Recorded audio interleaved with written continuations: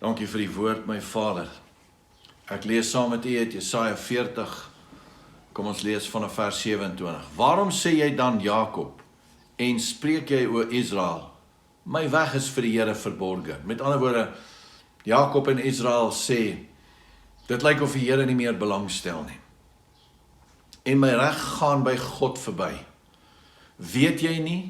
Of het jy dit nie gehoor nie? 'n ewige God is die Here. Met ander woorde, hy het 'n verbond met jou. Sy naam is die ewige God, Yahweh, skepper van die eindes van die aarde. Hy word nie moeg of mat nie, hy gee nie op nou nie. Daar is geen deurgronding van sy verstand nie, sy vermoë is totaal onbeperk. Ons kan nie met ons mensekennis eers pyns en probeer vasstel wie hy is en waar hy is nie. Hy gee die vermoeide krag en vermenigvuldig sterkte vir die wat nie kragte het nie. Dis sy begeerte. In hierdie tyd van vermoeienis en baie mense se bemoeienis, wil hy kom en hy wil ons versterk en hy wil iets vir jou en vir my doen. Kom ons maak onsself gereed vir 'n ingryping van hom. Hoor mooi wat sê hy in vers 39. Die jonges word moeg en mat. En die jong manne struikel selfs. Ja, maar dis vers 30. Selfs ons jong mense kry baie swaar op die oomblik. So onmoontlik is wat dit lyk asof 'n kind se energie ooit kan opraak, is ons kinders depressed deesdae. Luister mooi wat sê hy. Maar die wat op die Here wag, kry nuwe krag. Hulle vaar op met vlerke, met vleuels soos die arend. Hulle hardloop en word nie moeg nie. Hulle wandel en word nie mat nie. Die wat op die Here wag. Ek wil met u kom praat vanoggend oor arend lewe en Vader, ek vra u om ons te kom ontmoet in hierdie huis vanoggend, hierdie gesin, hierdie familie, om ons harte vas te kom maak aan die heerlikheid van u ingrypings in ons lewe. In 'n tyd wat dit duister is en die wolke oor ons hang, laat die lig van God ons harte kan bereik. Kom vanoggend, doen iets spesiaals vir ons. Ek wil net vir jou sê, daar is omtrent 16 verwysings na arende in die Bybel. Ek het al die skrifte as jy belangstel. Die eerste gedagte wat by my opkom vanoggend, toe ek oor hierdie woord dink vanoggend, ek wil met u praat oor vir 'n week of twee oor die arend lewe. Hierdie voël wat soos 'n koninklike die hemelruim inkleur met sy majesteit. Die eerste gedagte wat by my opkom, is dat ons moet detox. Weet jy wat is detox? Detox is wanneer ek begin ontslaa raak van allerlei gifstowwe as gevolg van my verkeerde dieet. Ons het 'n verkeerde woord dieet en ek voel die Here wil hê ons moet detox en ek wil vir u lees uit Jesaja, Jakobus 4 vers 8. Is hier in jou Bybel met my? Jakobus 4 vers 8, hoor wat sê hy. Nader tot God. Maak 'n besluit, jy moet nader. God is hier, hy het besluit om by my te kom woon. Hy het besluit as kind van die Here om in my te kom woon. Hy is hier, maar ek moet tot hom nader. Met ander woorde, ek moet omdraai van waar ek besig is met my eie ding, nader tot God. Weerstaan die duiwel.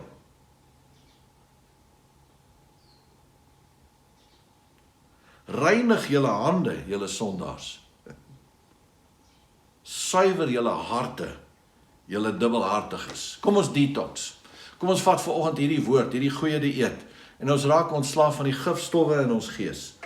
Kom ek sê vir jou, ons gaan lesse leer vanoggend vanuit die natuur. God kommunikeer waarhede konstant vanuit die natuur. As jy die woord deurgaan, kom jy dit konstant agter. Hy sê in Matteus 13, waar hy praat oor die koninkryk, hy sê, die lewe is in die saad. Hierdie klein saadjie het 'n les om ons te kom leer. Ek sê nou die dag vir iemand, ek vertel hom van my frustrasie as pastor, dat ek vir een persoon byvoorbeeld so lank al die woord met hom deel vanuit my hart uit en ek glo ek het my bes gedoen en in 'n lang tydperk wat hierdie persoon na my prediking luister, geen verandering in sy lewe nie.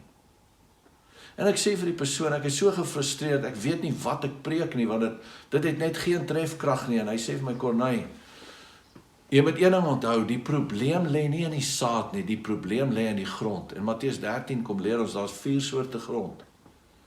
So hy kom leer ons uit die natuur, daar's die harde grond, daar's die klipagtige grond, rotsagtige grond, dan is daar die grond met dorings, dan is daar die grond wat goed voorbereid is. Hoe lyk jou hart? Ons leer uit die natuur, ons leer van die mossie. Die mossie bekommer homself nie oor die dag van môre. Jy sien nie iewers mossie sit, wat gaan ons môre doen vir kos? Mossies weet God gaan môre voorsien. Hy praat oor die kraai, Psalm 147 vers 9. Hy praat oor die kraai en die lesse wat die kraai ons kom leer. Hy praat oor die aasvoël. As jy al ooit in die natuur was, dan sal jy weet saam met my vanoggend, as 'n arend sweef en hy sweef verby en net daarna kom 'n aasvoël en hy sweef verby, jy kan regtig nie vanaf die grond op 'n 300 meter hoogte, kan jy regtig nie 'n verskil tussen die twee sien nie. Die aasvoël het massiewe groot vleuels. Dis slegs wanneer hulle op die grond sit, dat jy die aasvoël se kromnek sien. Maar God kom leer ons lesse vanuit die aasvoël. En dan natuurlik, ons mikpunt vanoggend is om te praat oor die arend. God kom leer ons waarhede oor die arend. Hoor nou mooi, hoekom gebruik God die natuur om ons dinge te kom leer? Hoor wat sê Paulus, Romeine 1 vers 20. Hy sê, want sy onsigbare dinge van die skepping van die wêreld af, kan ons in sy werke verstaan. Sy onsigbare dinge kan van die skepping van die wêreld af in sy werke verstaan en duidelik gesien word. God is heilig. God is majestueus. God is kragtig. Wow, was jy al in 'n orkaan? Dan sal jy weet wat kragtig is. Weet jy wat heilig is, wat majestueus is? As jy kyk na 'n arend, en hoe 'n arend, hy klap nie sy vlerke nie, hy sweef. As jy kyk na die majestueuse belegging wat God in die arend gemaak, dan sien jy die onsigbare dinge van God in die natuur. Ons sien naamlik sy ewige krag en goddelikheid, sodat mense wat sê daar is nie so iets as 'n God nie, het geen verontskuldiging nie, want die natuur getuig van hom. Ek wil jou 'n paar vragies vra vanoggend. Wat is God se droom oor jou?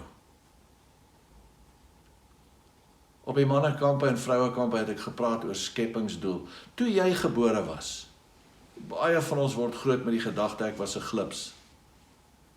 Daar was 'n ongelukkie.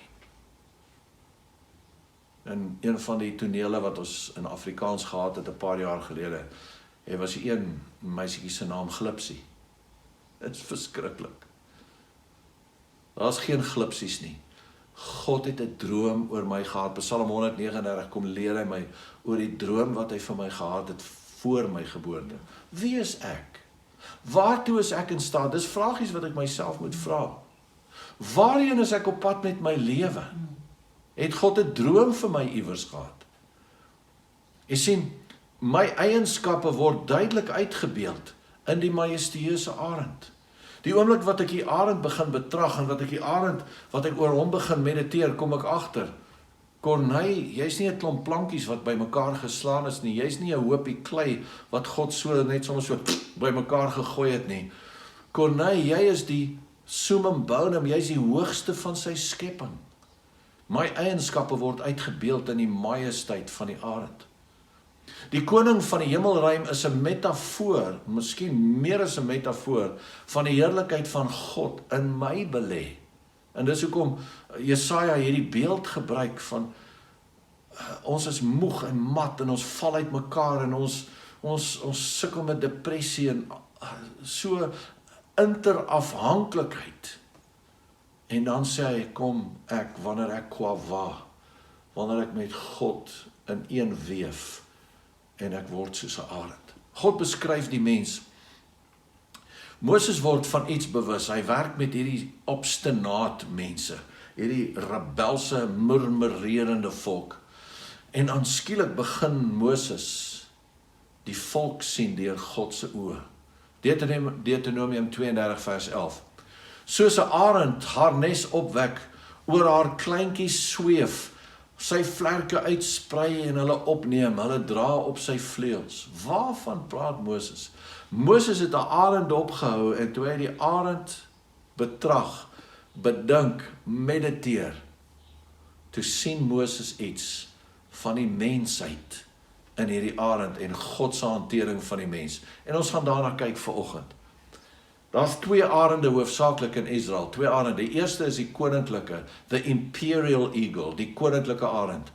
En luister mooi, ons regeer in hierdie lewe, want hierdie prentjie van die arend wat 'n metafoor is, dis meer as 'n metafoor, want in die arend ontdek ek wie ek werklik gemaak is, wat God regtig in gedagte gehad het toe hy my geskep het.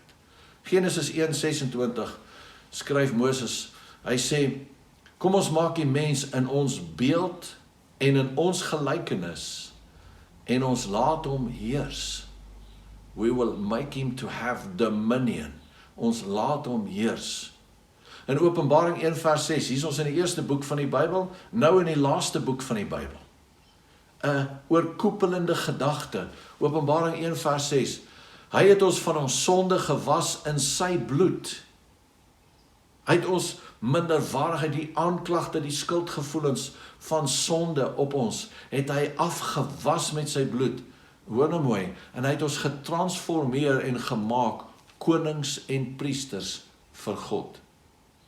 In die skepping, kom ons maak die mens in ons beeld en gelykenis en laat hom heers.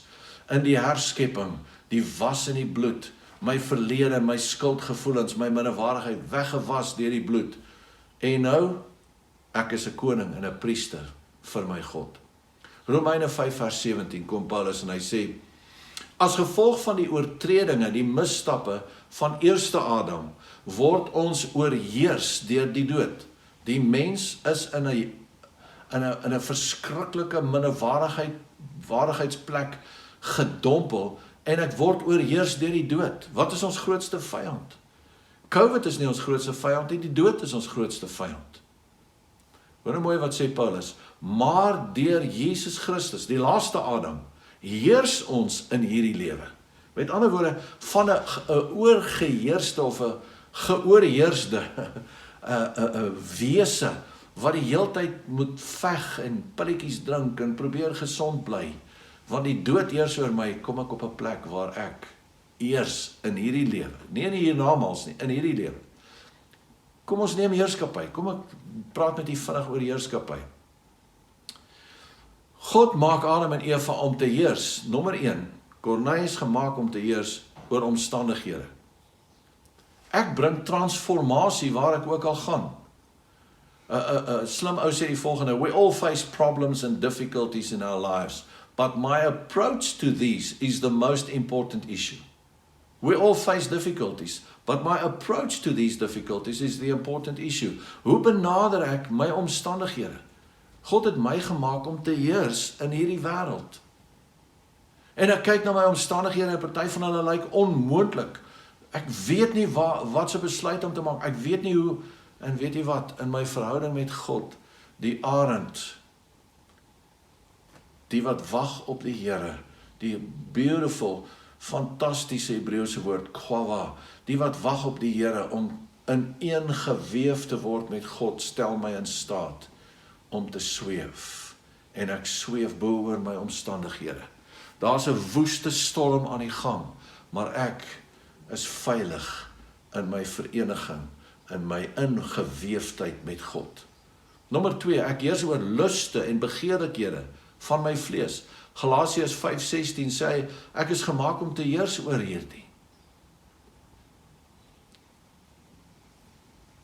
In my ou dae, in my ou natuur, was ek 'n slaaf van die sonde, was ek 'n slaaf van vleeslike impulse. Nou kom Heilige Gees en lig my uit. Nommer 3, ons heers oor demone en helse owerhede en magte. 2 Korintiërs 10 vers 4, Romeine 8 vers 37. Ek is gemaak, die wonderlike skrifgedeelte in Efesiërs hoofstuk 6, waar ek geleer word hoe om oorlog te maak. Ek is gemaak om te heers oor demoniese magte. Die tweede arend wat in Israel rondsweef, is die goue arend. Goud verwys na God se natuur. In 2 Petrus 1 vers 4 sê hy, want julle het die goddelike natuur deelagtig geraak. Julle het die goddelike natuur deelagtig geraak. Ek het God se natuur. As gevolg van die wedergeboorte is ek ingeweef met God, is ek nou waaragtiglik sy seun. Ek lyk nie net soos sy seun nie, ek het in my natuur 'n transformasie ondergaan. Hoor wat sê Paulus in 1 Korintiërs 6 vers 17.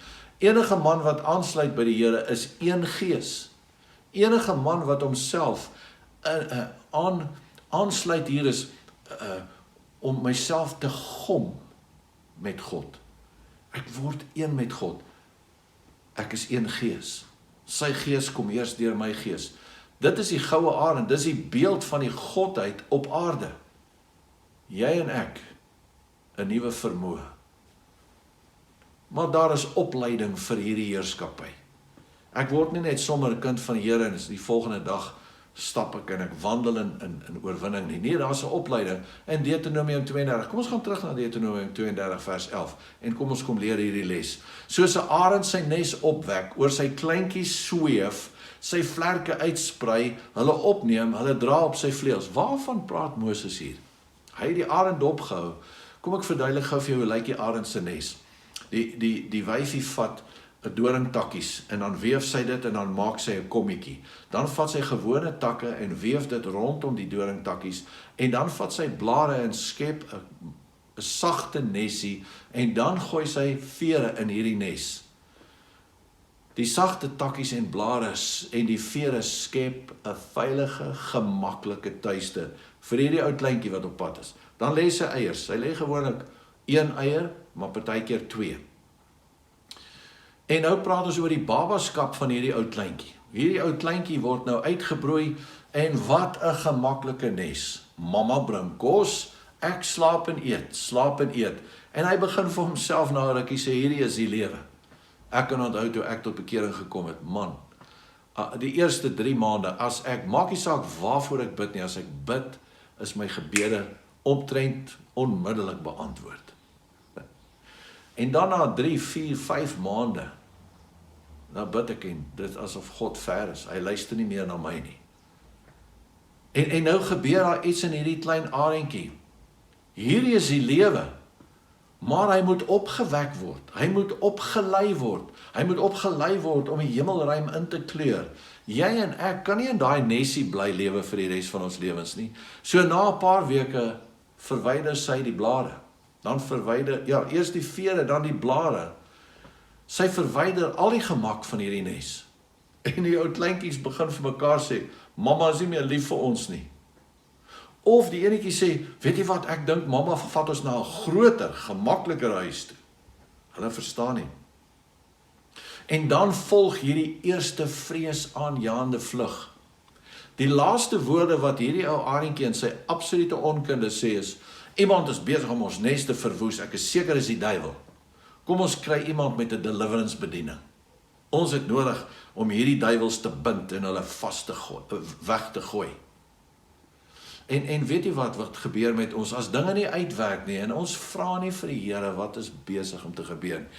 Die eerste ding waaraan ons dink, let's get a deliverance ministry. Kom ons byt hierdie demone. Kom ons bind hulle sodat hulle geen effek meer kan. Weet jy wat gebeur? Daar's baie mense wat die COVID-demoon bind. Dit sal die wonderlikste ding wees om môreoggend op te staan en skielik is COVID iets van die verlede.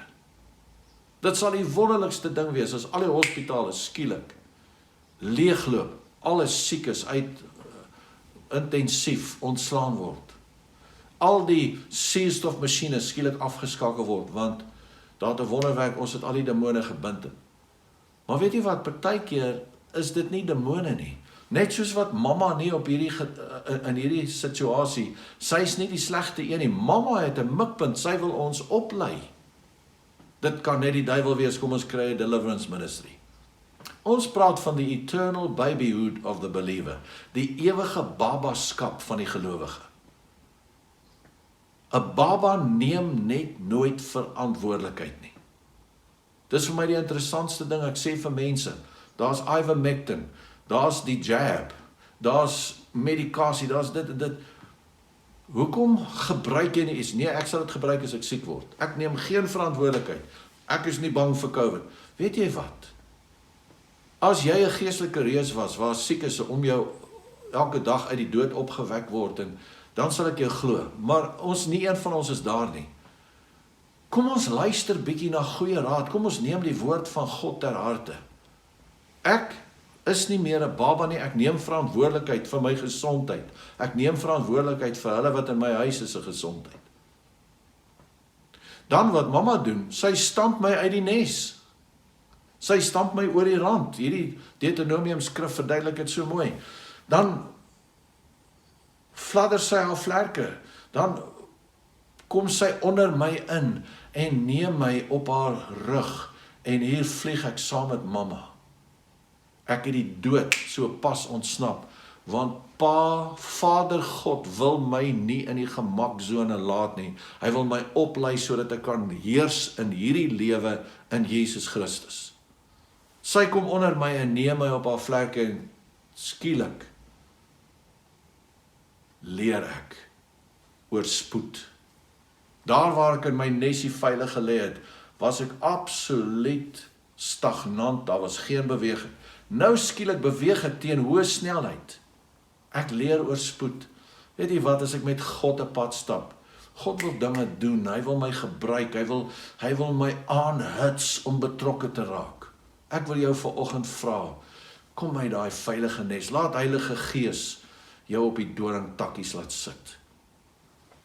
En hou op om die duiwel vir alles te blameer. Tweedens, ek leer oor vlieg. Wow, ek sweef nou ewe skielik hoog in die lug hier op ma se rug. Ek leer aangaande aerodinamika, lugdinamika. Ek leer aangaande swaartekrag. En skielik ontdek ek as 'n gelowige dat my sondes en my ou natuur is daardie swaartekrag wat my gevange hou. My sondige drange hou my gevange en ag, ons is maar net mens. Ons is maar net mens. Ek is maar net 'n van Niekerk. Die van Niekerk is so gemaak en so laat staan. Nee, geliefde, asseblief nie. God wil my leer om te vlieg. Ek ontdek opwaartse lugstrome, ek ontdek lugleegtes. En weet jy, in my wandel met God elke dag is daar lugleegtes. Daar's momente wat dit vir my voel of die Here my alleen los. Daar's oomblikke wat dit vir my voel asof hy ver van my af is. En dan is daar oomblikke wat ek voel ek styg uit bo my omstandighede. Ek moet leer om lugleegtes te sien as plekke waar God steeds my belange in sy hart dra. Ek moet ontdek waar opwaartse lugstrome my steeds in sy teenwoordigheid bring, en dis hy wat my toelaat om ver uit te reik bo my eie vermoë. En die laaste ding wat ek leer is, ek leer oor visie hier op mamma se rug. Weet jy dat 'n arend, hulle reken, die arend kan 'n dassie tussen die rotse op 'n afstand van 3 tot 3,3 kilometer ver sien. Dis die visie wat 'n arend het. 3,3 kilometer ver kan hy 'n klein dassie in 'n rotskloof sien. En op mamma se rug, op Heilige Gees se rug, kom leer ek visie. En ek kom leer om verby my ou van Niekerk beperkinge. Ek kom leer om by my die papiere wat teen my muur hang, om verby hulle te kyk. En ek leer die arend lewe. Ek is ingeweef qua met God, en ek leer 'n nuwe lewe op 'n nuwe wyse lewe. Jy sien, Vader is meer besorg oor my karakter as oor my gemak. Peter Lord, 'n Britse teoloog, skryf 'n boek baie jare gelede, The Eagle and the Turkey, or The Turkeys and Eagles.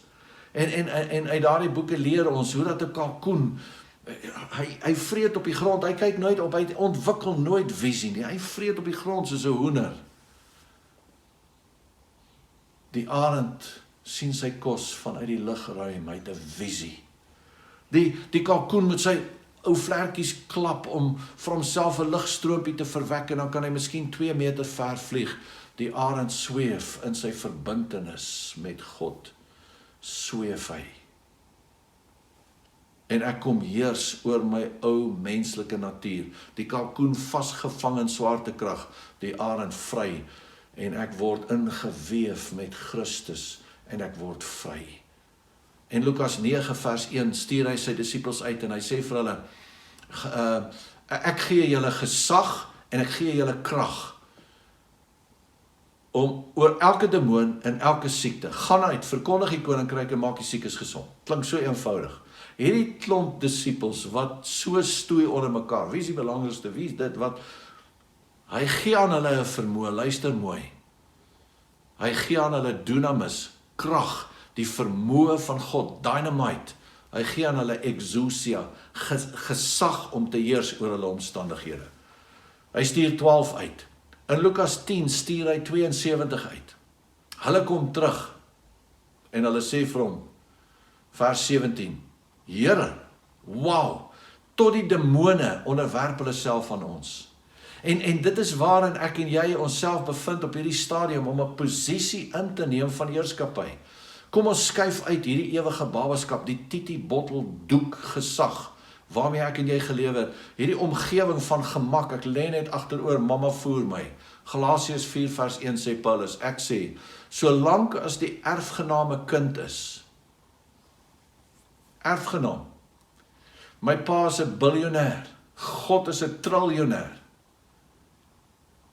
ek is 'n erfgenaam van alles wat hy besit, en alles wat hy wil doen, en alles wat hy het, maar solank as wat ek 'n kind is, en die woord kind hier is naipios, nappy, solank as wat ek 'n doekdraer is, verskil ek glad nie van die diensknegt, en is ek steeds onder voogde. Mense moet my oppas, mense moet my rondry, mense moet dinge vir my doen. Kom ons raak ontslaaf van die titi-bottel en die doekgeslag. Een van die mees onvergeetlike oomblikke in my lewe was in 1989. Toe luister ek na 2 wildbewaarders. Hulle het die voorreg, daai tyd was daar nie wetgewing oor arend in gevangenskap nie, en die wette het verander net op daai stadium, en hierdie 2 wildbewaarders, 'n jong man en 'n jong meisie, word gevra om 'n swart arend vanuit die dieretuin in Pretoria te gaan vrylaat in Burgslak. En hulle vertel hoe dat hulle arriveer, die arend is in 'n hok, en hulle sit die hok op die rand van die kraanse, en as jy al ooit Burgslak besoek het, dan weet jy, daar's 'n massiewe vallei, dis asemrowend, en dis 'n plek vir arende om te lewe. En hulle kom, maak die hok oop, en hulle begin hierdie arend aanpor, maar in 10 jaar se gevangenskap, het die tralies van hierdie tronk, waarin hy homself bevind het, in sy verstand, in sy gedagtes ingegroei, en al wat hy sien slawerny. Die tweede dag, die derde oggend, por hulle hom weer aan, die hok staan oop, en skielik 10 uur die oggend sweef 'n vry arend verby. En toe daai arend hoog in die lug verby vlieg, of verby sweef, toe skreeu hy, en hy laat daai klowe weer galm van die klank van die vry arend. En ek word herinner, die arend van God hang aan die kruis, 2000 jaar gelede, en hy hang daar in gevangenskap, as gevolg van my en jou gevangenskap. En op 'n oomblik voordat hy sterf, roep hy hardop uit, die grootste uitroep van die kruis, Tetelestai, die Griekse woord wat sê, dit is volbring. Al die eise, al die aanklagte van die wet, volbring. En in hierdie oomblik, sweef hierdie arend, sy vlerke gaan outomaties oop, en hy's uit die hok, en hy val oor die kraans, en dan styg hy op, wanneer 'n opwaartse lugstroom hom vat, en hy sweef weg, en hy is waar hy ontwerp is om te wees, besig om die hemelruim in te kleur. Jy en ek is geroep om hierdie plek waarin ek en jy lewe, in te kleur met ons liefde, met ons geloof, met ons oorwinnende gedagtes, ons klare, duidelike verhouding met God, deur sy woord, in Jesus Christus. Kom ek bid saam met jou. Hemelse Vader, ek vra vanoggend, dat U my hart vrymaak van die minderwaardigheid van die kalkoen. Dat U kom in hierdie oggend en die lewe van die arend, my hele gedagte daarmee bevrug, dat ek kan sweef in my verbintenis met U, ver bo my omstandighede, en ek kan wees wie U my gemaak het, om ander te bedien, om ander hoop te gee, om ander te dui op die verlosser wat gesê het, dit is volbring, in Jesus naam. Amen.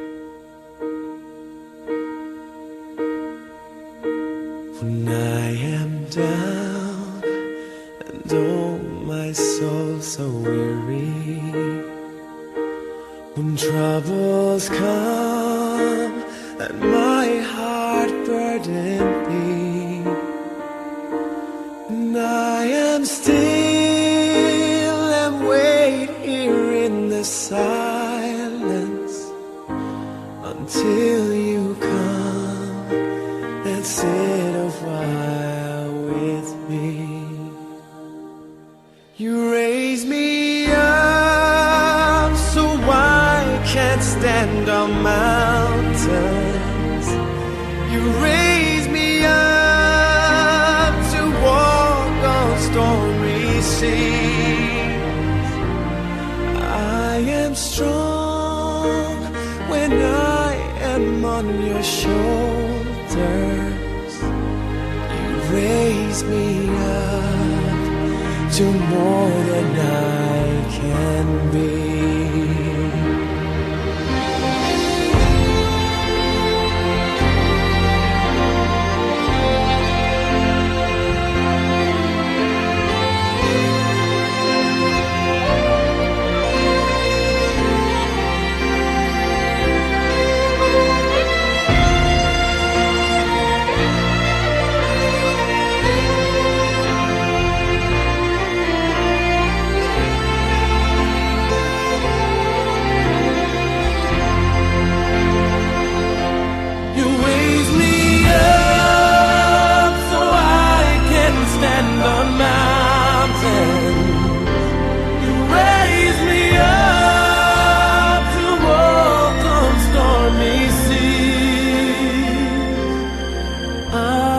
Strong when I am on your shoulders.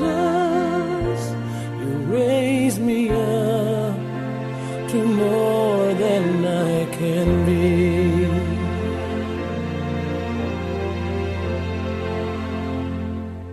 You raise me up so I can stand on mountains.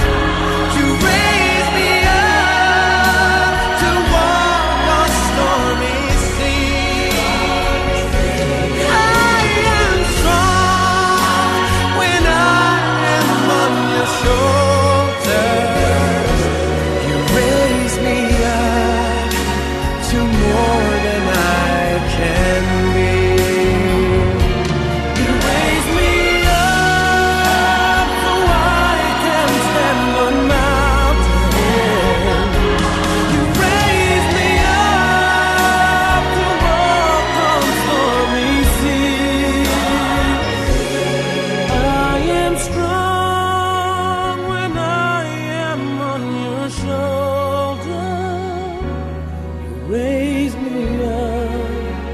to more than I can be.